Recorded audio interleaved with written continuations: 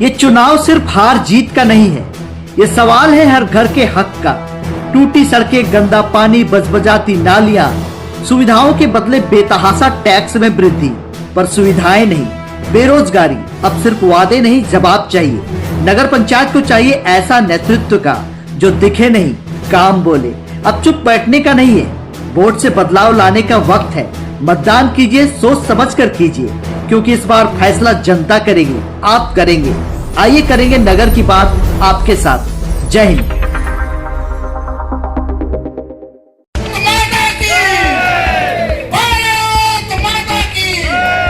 नमस्कार, जोहार। मैं पंकज आर्या फिर एक बार आप लोगों के साथ रूबरू हो रहा हूँ। इस वक्त मैं बुंडू के मिलन मंदिर में मौजूद और मैं आपको बताऊं कि यहाँ पर भाजपा समर्थित उम्मीदवार राजेश उरांव का यहाँ पर एक व्यापक बड़ा बैठक आयोजित किया गया। ये प्रबुद्ध जनों के साथ ये बैठक थी, जिसमें झारखंड के पूर्व मुख्यमंत्री और केंद्रीय मंत्री भारत सरकार के अर्जुन मुंडा मुख्य अतिथि के तौर पर यहाँ पे मौजूद थे। साथ ही साथ झारखंड के पूर्व मंत्री राजा पीटर और यहाँ के आजसू पार्टी के नेता, एनडीए के तमाम जो पार्टी के घटक दल है वो तमाम लोग यहाँ पे मौजूद थे। प्रबुद्ध जन मौजूद थे। अभी अभी ये कार्यक्रम का अंत हुआ है। सीधे तौर पर हम लोग अर्जुन मुंडा से जुड़ेंगे और जानेंगे किस तरह से जो है राजेश उरांव के क्रमांक संख्या को लेकर और 4 नंबर क्रमांक संख्या टॉर्च बैटरी छाप जो है उस पर मुहर लगाने को लेकर, नगर पंचायत के चुनाव को दिलचस्प बनाने को लेकर आज अर्जुन मुंडा मौजूद थे यहाँ पे। सीधे तौर पे जनता के साथ संवाद किया है अर्जुन मुंडा ने और उन्हें प्रोत्साहित किया है कि बताया है विजन क्या है केंद्र सरकार का और किस तरह से वो नगर पंचायत से, नगर के छोटे इकाइयों से ये जुड़ा हुआ है केंद्र सरकार की नीतियां। तो सीधे तरह से बुंडू की जनता से अर्जुन मुंडा ने वोट की अपील जो की है वो राजेश उरांव के लिए की है। बने तमाम खबरों के लिए आप आर्या न्यूज़। राजेश उरांव के लिए मतदान की अपील करने के लिए बुंडू सहित 48 स्थानों पर नगर निकाय के चुनाव हो रहे हैं और इस चुनाव में हमारा यहाँ बुंडू का प्रत्याशी, समर्थित प्रत्याशी राजेश उरांव है और मैं अपील किया है कि राजेश उरांव एक बहुत ही सरल, सहज और हमेशा जनता के प्रति समर्पित रहने वाले प्रत्याशी है, जिन्होंने पहले भी सेवा किया है। उनको पुनः जिताए। पर एक बात निश्चित रूप से कहूँगा कि राज्य सरकार ने जनता के अधिकारों को छीनने का प्रयत्न किया है। नगर निकाय के चुनाव को 3 साल विलंब से कर रहा है। 3 साल विलंब से करने का मतलब ही ये होता है कि जनता के अधिकारों से उन्हें वंचित रखना। जो आम जनता सहज तरीके से अपनी समस्याओं के समाधान के लिए एक संस्थागत संवैधानिक व्यवस्था के तहत उसे न्याय मिले, वैसे संस्थाओं को एक तरीके से धूल दूषित करने का प्रयास लगातार सरकार करते रही। हाई कोर्ट को हस्तक्षेप करना पड़ा। जनता हाई कोर्ट, जनता विभिन्न स्तरों पर मांगे उठाई, तब अब चुनाव हो रहा है। और दूसरा यह है कि यह चुनाव ईवीएम मशीन से होना चाहिए पर बैलेट से करा रही है। हम सभी ऐसे संस्थाओं से कहेंगे इस पर विशेष ध्यान रखें कि किसी भी तरह का गड़बड़ी ना हो और आम जनता के अधिकारों को किसी भी तरीके से नुकसान ना हो। सर, भाजपा लगातार मांग करती रही कि दलगत आधार पर चुनाव हो। न देखिए, हम लोगों ने मांगे रखी थी पर उस मांग को राज्य सरकार ने नहीं माना। उससे एक व्यवस्थित तरीके से और अच्छी बात होती, लेकिन वो नहीं हुआ। अभी इस विषय पर कहने का कोई मतलब नहीं। अभी तो दलीय आधार पर नहीं हो रहा है, लेकिन दलीय समर्थन के आधार पर हम चुनाव में जनता के बीच में हैं और मुझे आशा है कि इस चुनाव में राज्य की जनता, नागरीय क्षेत्र के ऐसे सभी मतदाता इस बात को सुनिश्चित करेंगे कि संवैधानिक व्यवस्था राज्य में अच्छे ढंग से स्थानीय स्तर पर खड़ी है। राज्य में अभी हमारे प्रत्याशी ने कहा कि चुनाव 3 साल पहले पूरी हो गई थी। जो टेन्योर था वो 3 साल पहले खत्म हो गई थी, 2023 में। और अभी कौन सा वर्ष चल रहा है? जोर से बोलिए। 2026। तो सबसे पहले तो वैसे लोग जो इस सरकार में हैं उनको यह बताना चाहिए कि यह 3 साल किसका गया, पब्लिक का गया, किसका जाएगा? ये 3 साल इस क्षेत्र में किसके माध्यम से प्रशासन हुई? जनप्रतिनिधि तो 2023 में टेन्योर उनका समाप्त हुआ। देखिए, मैं ये विषय इसलिए पूछ रहा हूं और ये इसलिए बता रहा हूं क्योंकि ये चुनाव आया है, मतदान करना है, हमें जिताना है, ये तो अच्छी बात है, ये जानना भी जरूरी है। क्योंकि देखिए, ये राज्य पहले नहीं था, 2000 में राज्य बना। 2000 में जब हमें राज्य मिला उस समय न पंचायत था, न जिला परिषद था, ना ही नगर निकाय था, ना नगर परिषद, ना नगर निगम, कुछ भी नहीं था। तो उस समय तो हम मानते थे कि अविभाजित बिहार में किस तरह का शासन चलता था, क्योंकि राज्य बन गया तो विधानसभा का चुनाव या जो चुने हुए प्रतिनिधियों के माध्यम से सरकार बन गई। लेकिन लोकतंत्र में राज्य सरकार के साथ साथ स्थानीय सरकार भी होती है, और स्थानीय सरकार इसलिए होती है कि जनता का सीधा संवाद जनप्रतिनिधि के साथ होना चाहिए, जो छोटे छोटे ऐसे विषयों पर भी प्रशासन व्यवस्था चूस दुरुस्त के साथ एक व्यक्ति और परिवार को केंद्र करके काम करे। देश की संसद पूरे देश के लिए, राज्य की व्यवस्था पूरे राज्य के लिए, लेकिन क्षेत्र के दृष्टि से जो सीमांकन किया गया है उसको स्थानीय स्तर पर, ताकि संस्था कॉन्स्टिट्यूशनल सिस्टम, संवैधानिक व्यवस्था खड़ी। शरीर का स्वरूप में किसी भी ऐसे बच्चे या व्यक्ति में कोई कमी दिखता है तो उसको हम लोग विकलांग बोलते हैं कि नहीं बोलते? तो संवैधानिक व्यवस्था में यदि स्थानीय इकाई निकाय नहीं हो तो एक विकलांग की तरह ही हुआ। ये जो 3 साल विकलांग बना कर रखा, इसके लिए जिम्मेदार कौन है? इसका जवाब कौन देगा? जनता को पूछना चाहिए कि नहीं पूछना चाहिए? राज्य में सरकार बनने के बाद यह चुनाव की प्रक्रिया हमारे शासनकाल में शुरू, पंचायत, जिला परिषद, नगर निगम, नगर निकाय, ताकि व्यवस्थित ढांचा खड़ी हो, स्थानीय आदमी सीधे तरीके से संवैधानिक व्यवस्था के साथ जुड़ा रहे। संविधान में तृतीय स्तर चुनाव की व्यवस्था है, और वो तृतीय स्तरीय जो चुनाव है उसका सबसे मजबूत इकाई स्थानीय इकाई होती है, स्थानीय निकाय होता है। उसको समाप्त करने का फिर से कोशिश हुआ। नंबर 2 कि आप ये पूछिए कि पिछला चुनाव किसमें हुआ था? बैलेट पे हुआ था या ईवीएम पे हुआ था? है? ईवीएम पे हुआ था, तो इस बार बैलेट पर क्यों करा? जो एक बार एक मतदाता के मनस्थिति में बन गया कि हमको जाके बटन दबाना, ऐसा है कि नहीं है? अब कल विधानसभा का चुनाव होगा, फिर ईवीएम में होगा, पार्लियामेंट का चुनाव होगा, फिर ईवीएम में होगा। ये बैलेट पेपर में क्यों कराना? ईवीएम मशीन सरकार क्यों नहीं उपलब्ध करा रही? हम लोगों ने चुनाव आयोग से पूछा तो कहा कि राज्य सरकार का फैसला है कि बैलेट पेपर पर चुनाव होगा। अब बैलेट पेपर पर चुनाव, तो इधर का पेपर उधर भी हो सकता है कि नहीं हो सकता? तो इस सरकार की मंशा, इस सरकार का इरादा क्या है? इस सरकार का इरादा जिस तरीके से आज आपने चर्चा किया कि हर मामले में घपला और घोटाला, इसमें भी घोटाला, ये प्रयास हो रहा है। तो इसको कहा जाए कि लोकतंत्र की जो एक आम जनता की अधिकार है, उस अधिकार का उपयोग करने वाले तंत्र को लूटना।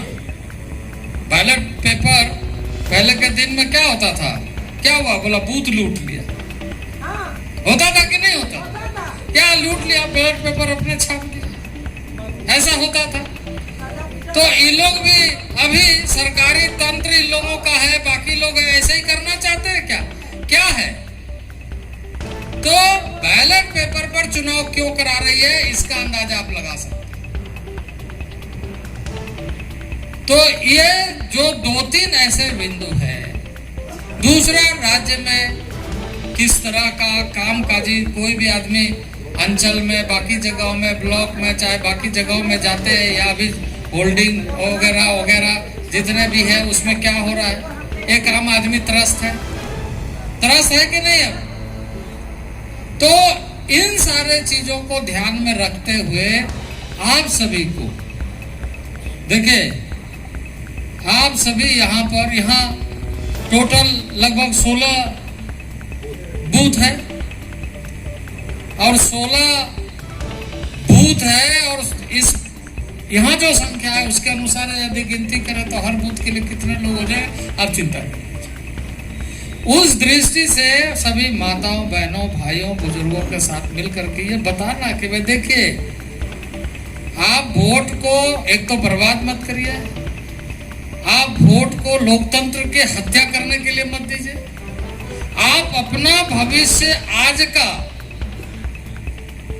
देखिए, हम लोगों को भगवान जो आंख दिया है, वो आंख एक सामने का देखने के लिए, ये पढ़ने के लिए बाकी, लेकिन दूर का भी देखने के लिए दिया है। सिर्फ नजदीक का, दूर का देखने के लिए भगवान क्यों दिया है? क्योंकि भविष्य का भी चिंता आप करिए। भविष्य का चिंता मतलब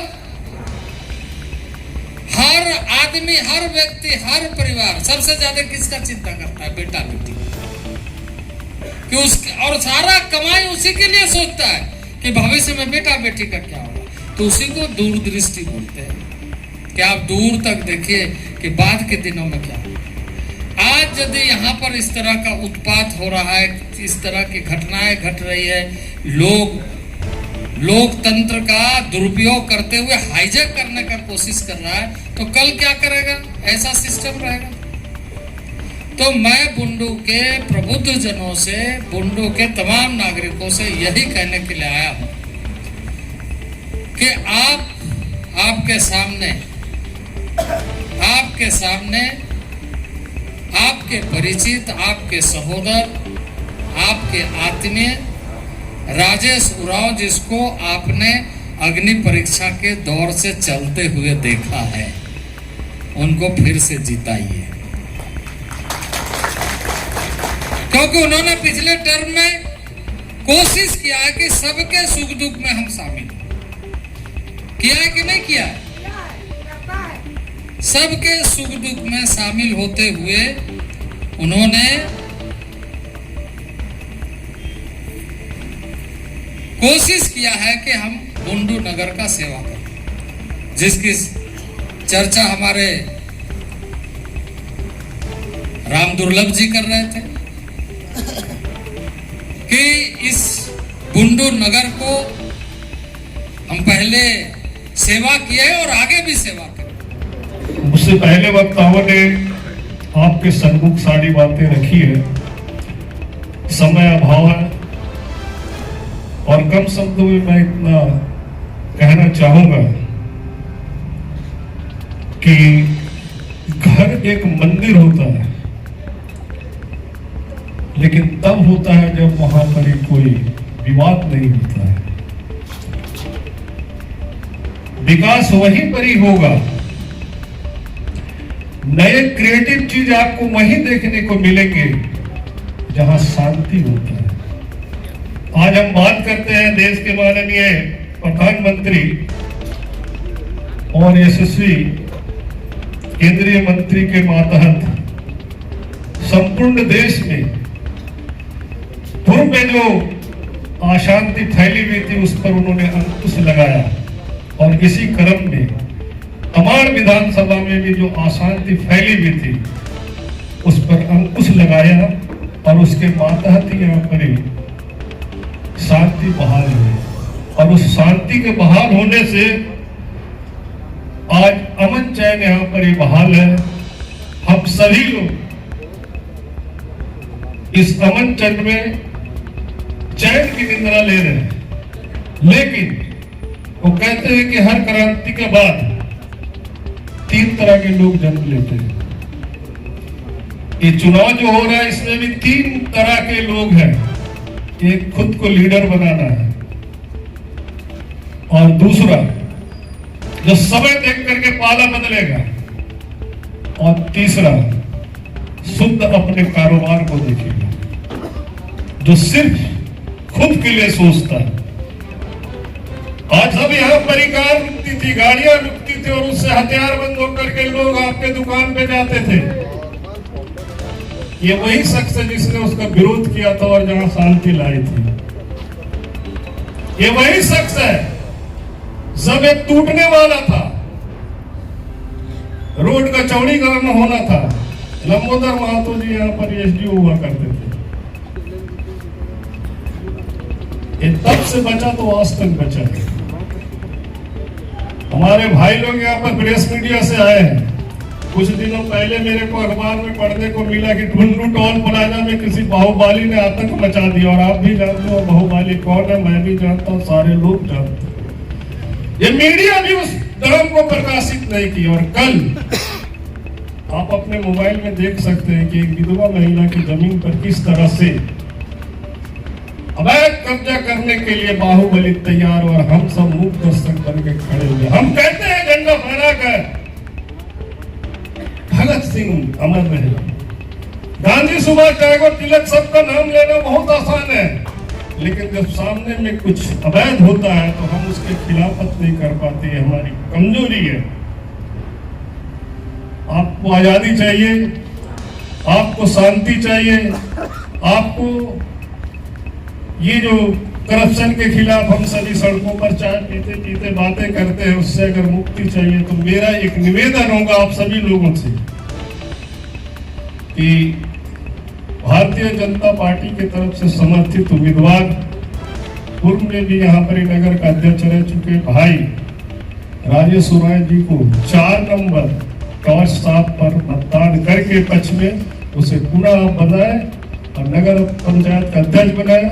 मैं आपसे वादा करता हूं कि हर व्यक्ति गलती करता है, भगवान ने भी गलतियां हुई की है।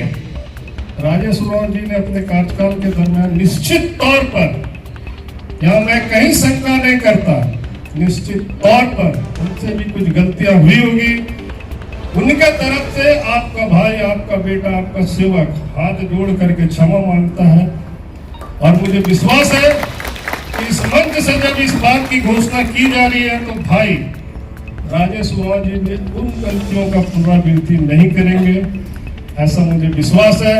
और आप सभी लोग इस बुंडू नगर पंचायत को सुदृढ़ करने के लिए, झारखंड का सबसे सुंदर नगर पंचायत बनाने के लिए आप उनको सुझाव दीजिए और उनका कर्तव्य होगा कि वो उसको पूर्ण करें। तब जाकर कि जब तक आपसी सामंजस्य स्थापित नहीं होगा, एक एक बातें खोल के बोलूंगा कि नहीं बुंडू तालाब, ये नाली, वो नाला, ये आपस में बैठ करके कोई बहुत बड़ा क्षेत्र नहीं है, 13 वार्ड है, बहुत ज्यादा यहाँ पर मुझे लगता है कि मतदाता होंगे 15 से 16 हजार, आबादी होगी 28 से 30 हजार। सभी वार्ड में जा करके बैठ करके इस निर्णय को लिया जाए कि कैसे बुंडू का हर वार्ड को सजाया जाए।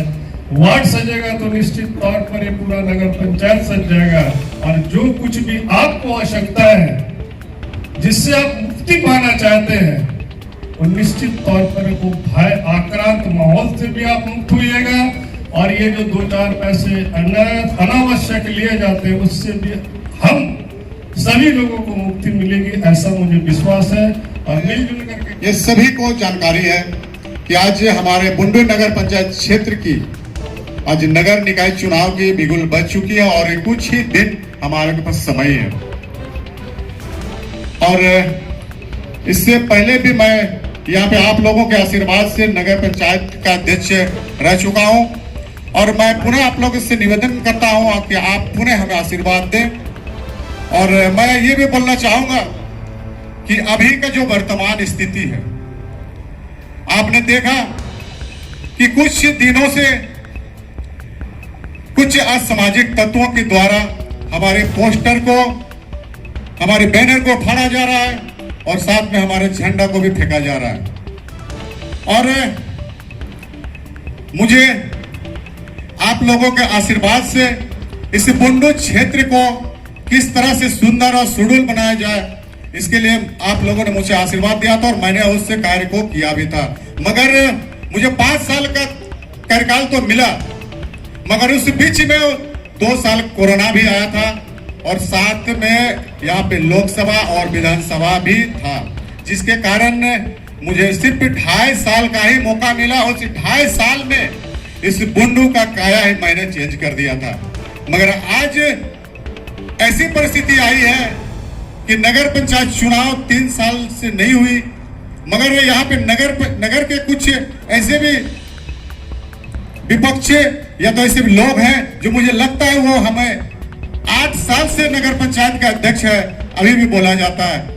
मगर मैं 8 साल से नगर पंचायत का अध्यक्ष नहीं था, मैं सिर्फ 5 साल का था, जिसमें 2023 में मेरी कार्यकाल समाप्त हुई थी और आज 2026 पल चल रही है, तो 3 साल का अंतराल है। इस 3 साल का अंतराल में मैंने जो बुंडू नगर पंचायत को संवारा था, वो बुंडू नगर पंचायत आज एक खंडर के रूप में पहुंच गई है, क्योंकि यहाँ की सरकार, यहाँ की व्यवस्था और यहाँ की प्रशासक द्वारा आज बुंडू को फिर से कबाड़ की ओर पहुंचा दिया गया है।